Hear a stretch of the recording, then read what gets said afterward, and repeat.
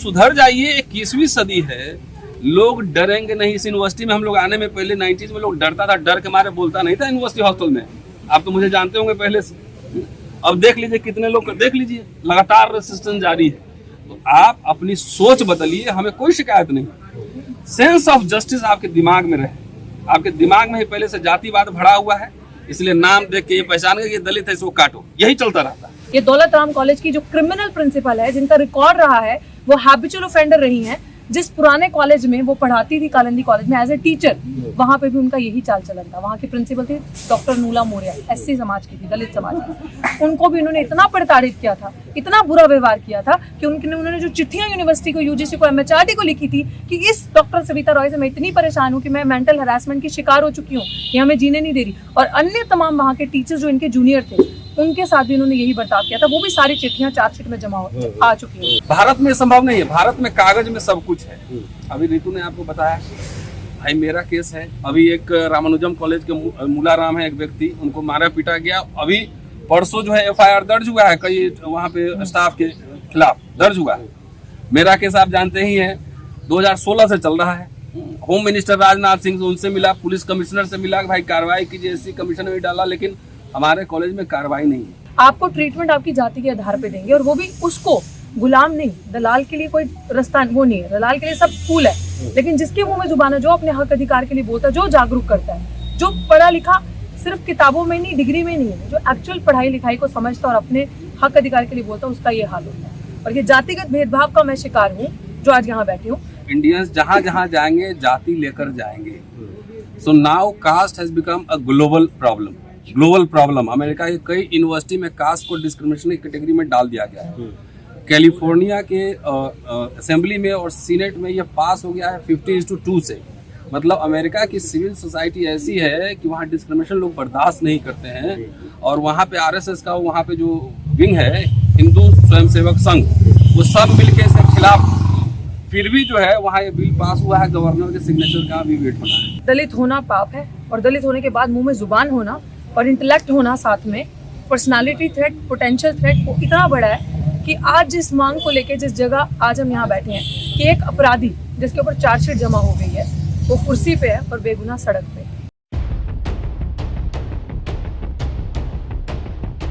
आप लोग क्यों यहाँ पर धरना पर बैठे हुए हैं? देखिए, आपको भी तो ये चीज़ पता लग जानी चाहिए थी, क्योंकि मुख्य धारा के लोग हैं आप।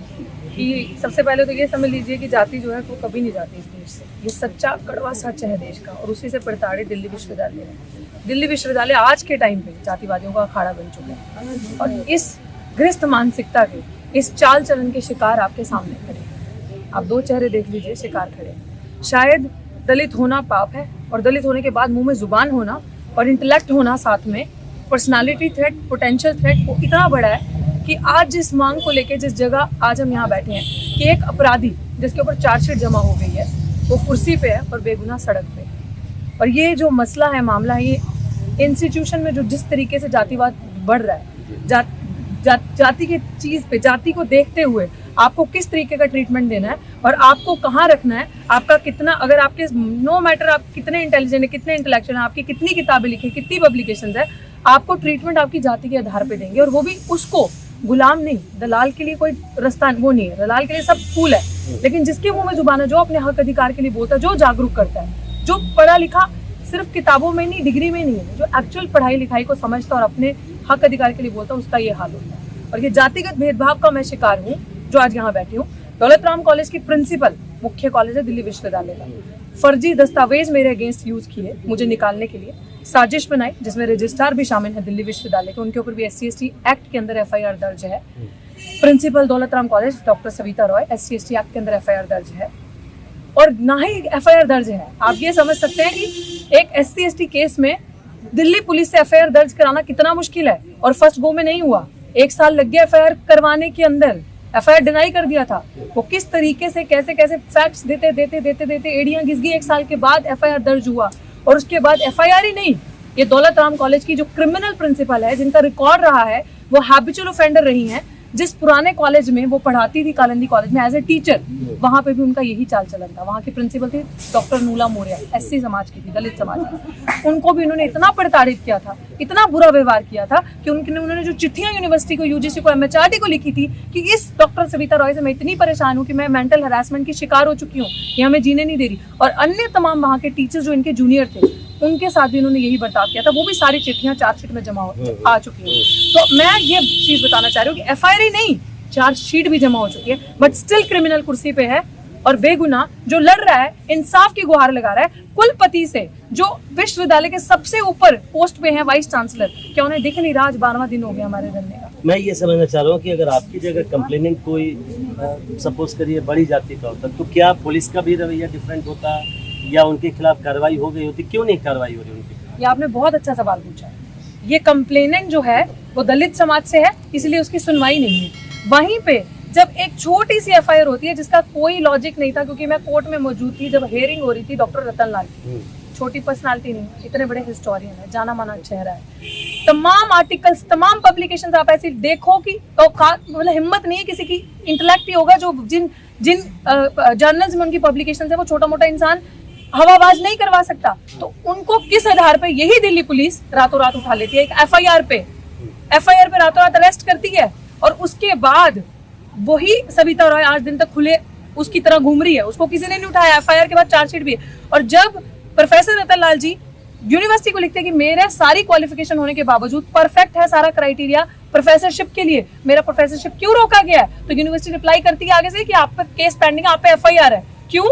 ये दोहरा चलन क्यों? ये जाति इतनी हावी क्यों हो जाती है?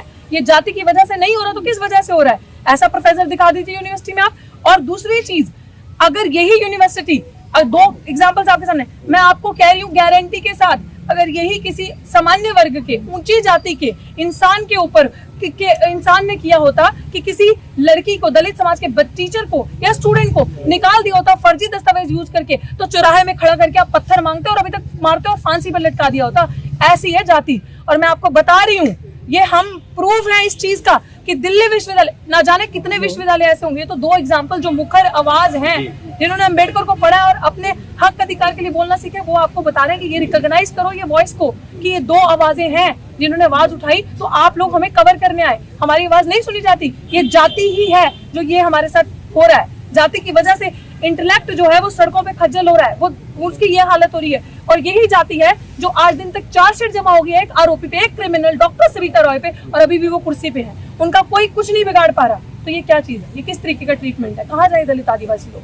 कैलिफोर्निया में एक बिल पास हुआ है जिसमें SB 403 जी, वहाँ इंडियन कॉन्टेक्स्ट में आप क्या देखते हैं? क्या मतलब ऐसी हालत क्यों आ गई कि अमेरिका में भी ये बिल पास करना पड़ा?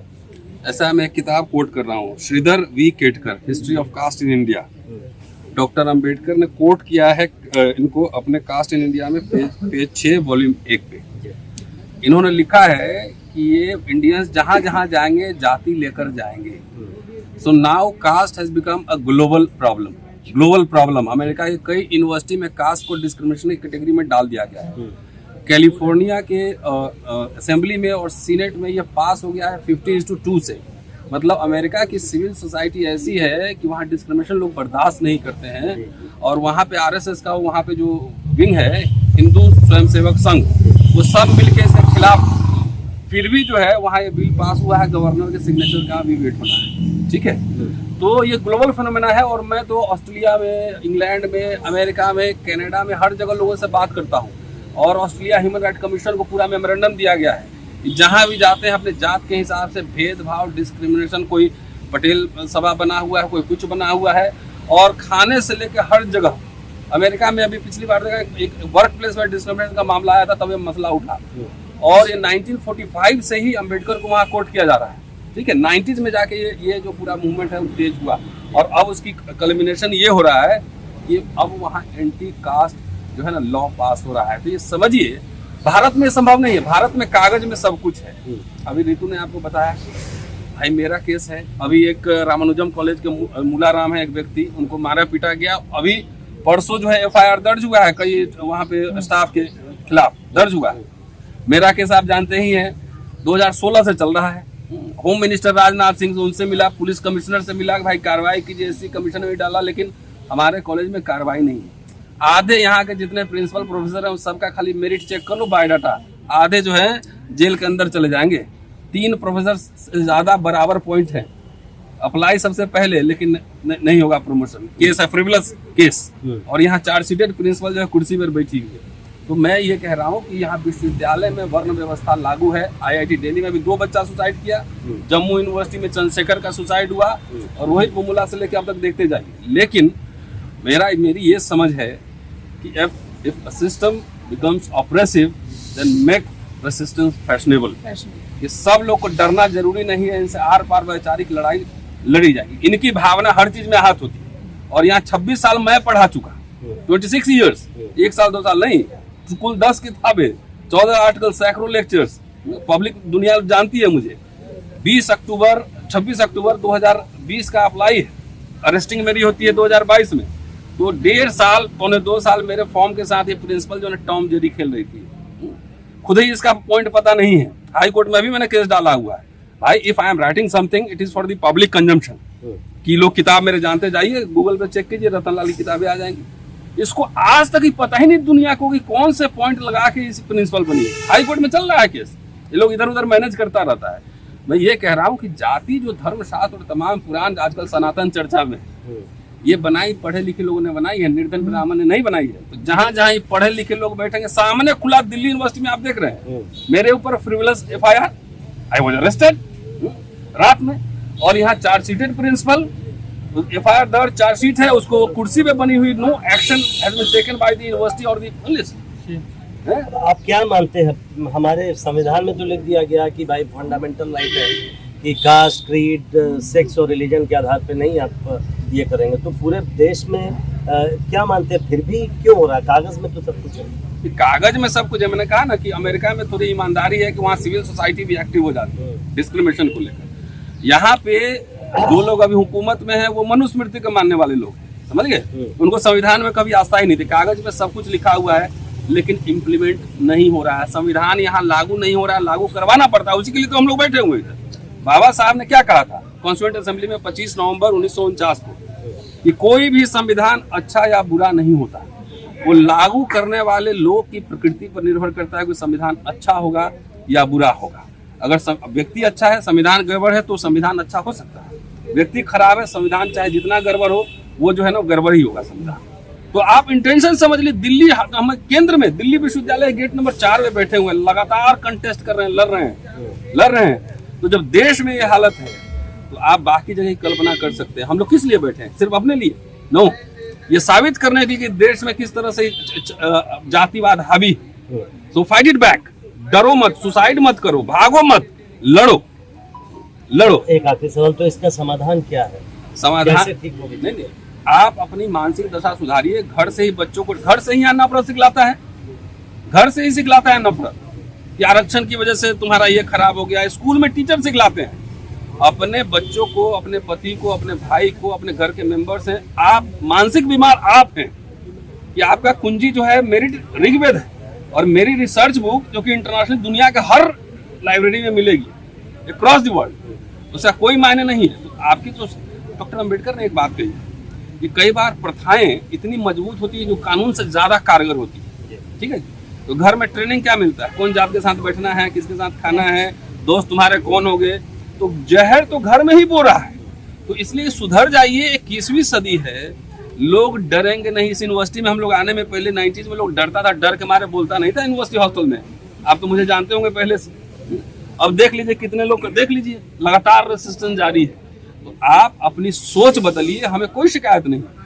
सेंस ऑफ जस्टिस आपके दिमाग में रहे। आपके दिमाग में ही पहले से जातिवाद भरा हुआ है, इसलिए नाम देख के ये पहचान के ये दलित है, इसको काटो, यही चलता रहता है। आप एक किताब लिखते हैं, आप 4 किताब लिखते हैं, मैं एक किताब लिखता हूँ, वो मेरा बराबर है। क्योंकि आपसे रोज मुझे लड़ना भी पड़ता है, मुकदमे लड़ना पड़ता है, डेमोन्स्ट्रेशन करना पड़ता है, लिखना पड़ता है। और आप चांदी के चम्मच लेके पैदा होते हैं, कल्चरल कैपिटल मिलता है। गोवा का गलत स्पेलिंग बोल के भी प्रोफेसर बन जाओ, गोवा की गलत स्पेलिंग बोल के भी बन जाओगे प्रोफेसर।